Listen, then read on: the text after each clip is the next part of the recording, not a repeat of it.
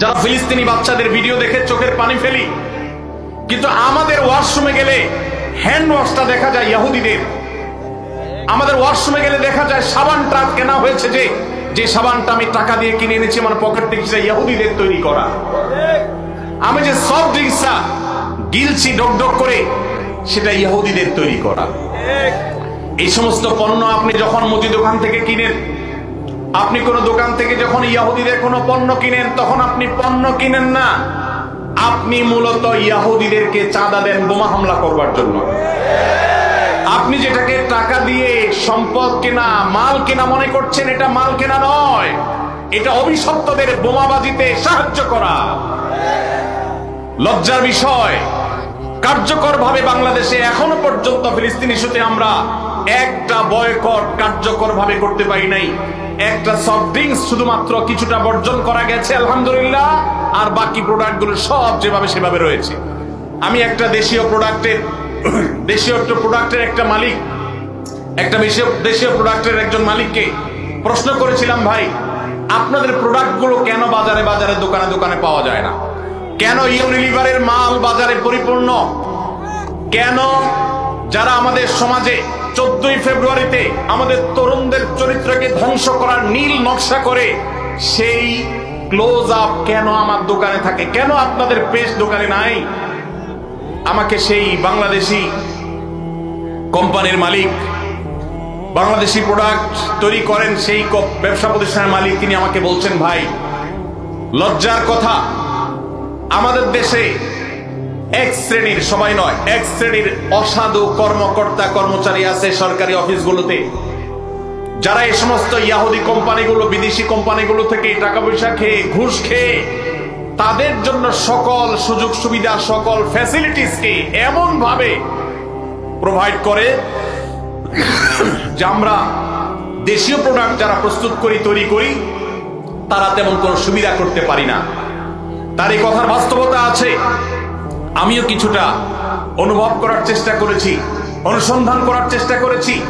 দুর্ভাগ্যজনক বাস্তবতা, আমরা সাধারণ মানুষও আমাদের নিজস্ব উদ্যোগে ইহুদিদের পণ্য মুক্ত আমাদের বাসা করব, সেটা আমরা করতে পারি নাই। মনে রাখবেন, আপনি যদি ইহুদিদের পেস্ট না কিনেন, তাদের সাবান না কিনেন, তাদের প্রসাধনী না কিনেন, তাদের কোন প্রকার আইটেম আপনি না কিনে তার জায়গায় যদি একটা মুসলিম দেশের তৈরি করা, আপনার নিজের দেশের তৈরি করা কোনো জিনিস আপনি নেন, কোয়ালিটি যদি একটু খারাপ হয়, দাম যদি একটু বেশিও পড়ে, আপনার এই কিনার কারণে, এই যে আপনি স্যাক্রিফাইস করলেন, একটু কম কোয়ালিটির জিনিস নিলেন, আবার দাম একটু বেশি দিলেন, এই স্যাক্রিফাইসটা কিয়ামতের ময়দানে ফিলিস্তিন ইস্যুতে আপনি আপনার ন্যূনতম দায়িত্বটা পালন করতে পেরেছেন, এই হিসাবে আল্লাহর কাছে হাজির হবে। এর সওয়াব আপনি আল্লাহর কাছে লাভ করবেন ইনশাআল্লাহ। আমরা কারা কারা আছি ইহুদিদের পণ্য মুক্ত করব আমাদের বাসাগুলোকে? কারা কারা আছে? আল্লাহ আমাদের সবাইকে তৌফিক দান করুন। আমাদের বাসা বাড়িতে ইহুদি পণ্য থাকবে না, ঠিক আছে ইনশাআল্লাহ? কোন মুদি দোকান থেকে আমরা ইহুদি পণ্য কিনবো না, প্রয়োজনে আমি সফট ড্রিঙ্কস গিলবো না। দেশিটা থাকলে খাবো, না হলে খাবো না। একবার বাংলাদেশ বিমানে আমি কোথাও ট্রাভেল করতেছিলাম, আমাকে কোকা কোলা দেওয়া হলো। আমি বললাম, কেন কোকা কোলা? আমার দেশীয় ক্যারিয়ার, আমার দেশীয় সফট ড্রিঙ্কস নাই, কেন আপনি বিদেশি সফট ড্রিঙ্কস খেতে আমাকে বাধ্য করবেন? প্রতিবাদ স্বরূপ আমি এটা খেলাম না, নিয়ে যান, অন্তত একটা বোতল বাঁচবে। আর আপনার কর্তৃপক্ষকে জানাবেন, একজন কাস্টমার প্রতিবাদ করেছে, তিনি দেশীয় সফট ড্রিঙ্কস ছাড়া বিদেশি সফট ড্রিঙ্কস খাবেন। সফট ড্রিঙ্কস এমনিতে স্বাস্থ্যের জন্য ক্ষতিকর, সেখানে ইহুদিদের যে সফট ড্রিঙ্কস আপনি গিলছেন, এটা সফট ড্রিঙ্কস না, এটা রক্তে ভরা বোতল। অতএব আমাদের বাসা বাড়িকে ইহুদি পণ্য থেকে মুক্ত করবো তো ইনশাআল্লাহ। আমি বাংলাদেশি মুসলমান হিসেবে লজ্জিত যে ফিলিস্তিন ইস্যুতে আমরা একটা কার্যকর একটা বয়কট, একটা বর্জন, এটা আমরা করতে পারি নাই। ভাইরা আমার, আজকে আমরা যারা এখানে সমবেত হয়েছি, আমরা কি একটু প্রতিজ্ঞা করতে পারি, আমার জীবদ্দশা, আমার জ্ঞাতসারে, আমার পকেটের টাকা দিয়ে ইহুদি কোনো পণ্য আমি কিনবো না, না খেয়ে থাকবো, কোন প্রসাধনী প্রয়োজনে ব্যবহার করব না, কিন্তু ইহুদি পণ্য আমি কিনবো না ইনশাআল্লাহ। সবাই চেষ্টা করে যাবেন ইনশাআল্লাহ। দোকানদার ভাইদেরকে উদ্বুদ্ধ করবেন, যে আপনি ইহুদি পণ্য বিক্রি করেন না ঘোষণা দেন এবং তার জন্য ফেস্টুন টানায় দেন।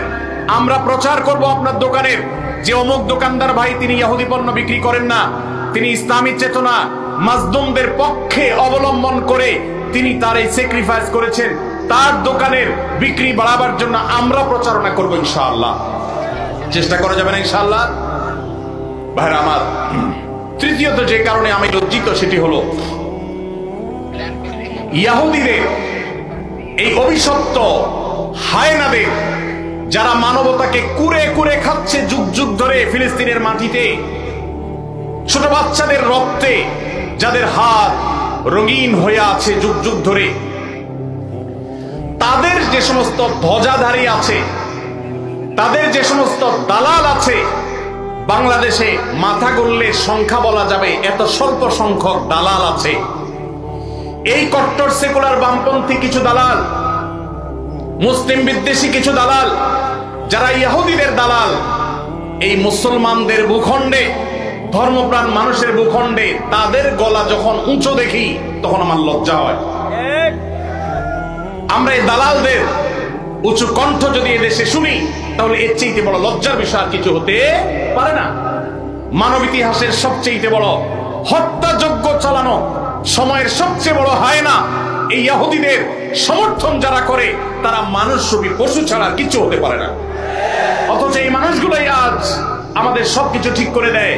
তারাই আপনার নীতি নির্ধারণের ভূমিকায় তারা অবতীর্ণ হয়, তারাই আপনার আইন ঠিক করে দেয়, তারাই আপনার নীতি নির্ধারণ করে দেয়, তারা আপনার সবকিছু বলে দেয়।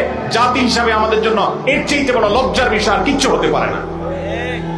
ভাইরা আমার, অতএব আসুন ফিলিস্তিন ইস্যুতে আমরা আল্লাহর কাছে চোখে পানি ফেলার পাশাপাশি সর্বশক্তি দিয়ে যৌক্তিক এবং যথাযথ প্রতিবাদ আমরা প্রত্যেকটা মানুষ যার যার জায়গা থেকে অব্যাহত রাখি এবং আল্লাহর কাছে একটা ফরিয়াদ করি। ও আরশ আজিমের মালিক, রোমের কলোসিয়ামের গ্যালারিতে বসে যেরকম তখনকার পশুরা মানুষের নির্মম ভাবে মৃত্যুবরণ করা দেখতো, দেখে তারা উৎসাহ করত, উদ্দীপনা করত, ফুর্তি করত, আজ ফিলিস্তিনের ছোট্ট একটা ভূখণ্ডের চারপাশে শত শত কোটি মানুষ মানবতার মুখোশ ধারণ করে আছে।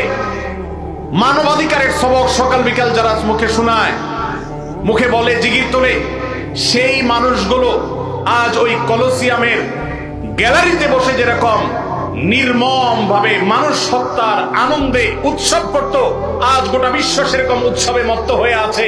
আল্লাহ এই জুলুমের শেষ পরিণতি আমাদেরকে দেখে যাওয়ার তৌফিক দিও। এই জীবদ্দশায় যেন আমরা এই জুলুমের শেষ দেখে যেতে পারি। আল্লাহ আমাদের সবাইকে সেই তৌফিক দান করুন।